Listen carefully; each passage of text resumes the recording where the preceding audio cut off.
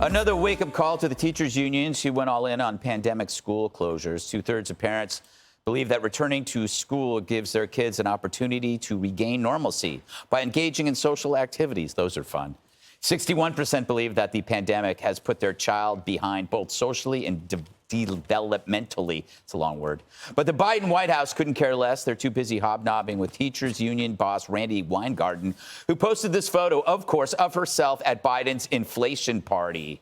And talk about bad optics. Biden's unmasked education secretary recently visited schools packed with masked kids. And they insist they were just following protocol. Dana, I suppose a survey like this would be a wake-up call to teachers' unions, but how can you wake up a corpse? Well, we'll be right back. That's a good question, and I'm going to work on that. I was not prepared for that one. I think that what could be a wake-up call is this midterm election. You already saw it in Virginia and New Jersey.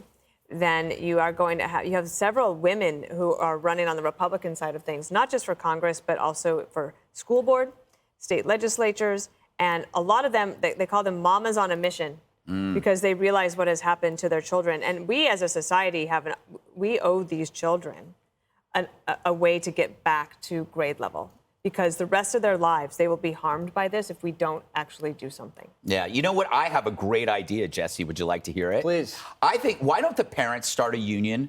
It is a job. I mean, we just assume that, teachers can have unions, construction workers have unions. Why don't parents form a union? I think you could run it, Jesse. Yeah. That's a great idea. Somebody should run with that. Seems like a lot of work, raising your kids and being in a union and having a job. I'm not into it, Greg. Wow, way but to kill my idea. you volunteer it. I don't have kids. You don't have kids that you know of. Greg, here's the deal. Everybody knew the conservatives were right during the whole pandemic. We were right about the mask. We were right about the remote learning, because you have parental instincts about how your children are going to thrive. And what did the Democrats do? The Democrats said, butt out. And if you raise your voice, we're going to spy on you. Now, Randi Weingarten showing up there, that's probably she's a fan of James Taylor. That's all that is. She loves James Taylor, and she was rewarded by Biden for, getting out the vote. So she's a political player. That's all that is. Steve Jobs, do you remember him? Said something very interesting many, many years ago, that if he said today, he'd be called a sexist. He said when women left the home and entered the workforce, the parents, both of them, then stopped paying attention to what was happening at their children's schools. And that's when the schools really started to go downhill, because the consumer, or the customer, the person paying the taxes to get the education, had no idea what was going on behind the counter. And so the teachers and the administrators started pushing all this crazy stuff. And the next thing you know, the pandemic comes and you're looking at Zoom and you're like, that's what my child's learning? So this is now better. They're now also focused on the schools like we used to not be. Sounds like the parents could use a union. You just basically argued for a union. I'm not pro-union, Greg. Right to work. All right. Geraldo, what could be done now? I mean, if the unions, it seems like it's so politicized, even education is hopeless. Well, I think that one thing we have to do is not lock down these schools ever again. I mean, unless there really is a plague, and we know about it. I mean, we didn't know in science. We were bungling our way through, and the results were catastrophic for the children, obviously. But I think that people make a mistake. They don't differentiate between the teachers and the teachers' union. So it's a very, very different. When you look at Randi Weingarten, it's easy to say, remember why we idealize teachers. They work for less. They put the kids first. They often sacrifice. They buy the erasers themselves out of their own meager funds and so forth.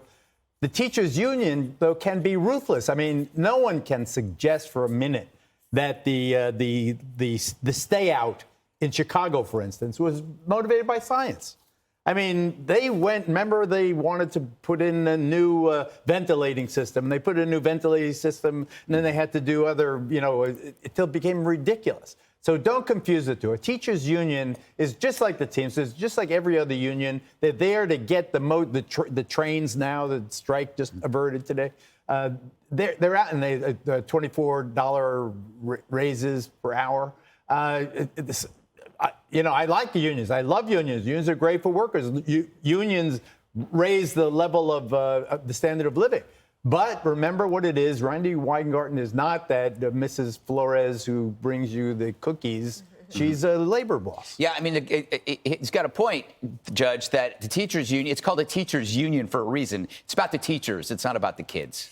Yeah, it's never been about the kids. And, you know, the sad part about all this is now the Wall Street Journal says that I think for the longest time we thought that 87% of the money was not spent of the $190 billion that we gave the schools. Wall Street Journal now says that 93% of the money has not been spent. So the question is, for me, if the COVID is over, we should be able to claw back that $190 billion. I want that money back. Claw it back. Claw it back. The whole idea was to make schools safe for the kids and the teachers. Well, it's safe right now. And if you can't figure out air conditioning vents so that all these schools in Denver, Philly, Baltimore, San Diego, as well as a few others, they can't even get through September, get the money back. They damaged our kids. They don't give a damn about what happens to our kids. They only care about themselves, as evidenced by the fact that the Education Secretary Cardona was speaking to kids. A whole room the kids had masks on. He didn't have a mask on, which was a replay of Stacey Abrams in Georgia with no mask, another Democrat, talking to kids who were all masked up. This is all a head trip for them, and it's all about the money. And it's time we got the money back. They didn't need it. Get it back. All right. Ahead, a billionaire no more. A man giving away his company and wealth to fight climate change. Hi, everyone. I'm Brian Kilmeade. I want you to do me a favor. I want you to click to subscribe to the Fox News YouTube page. This is the only way that I know for sure that you're not going to miss any great commentary, any great news bites, any great interviews coming your way on Fox. You can get it all here on YouTube. So subscribe right now.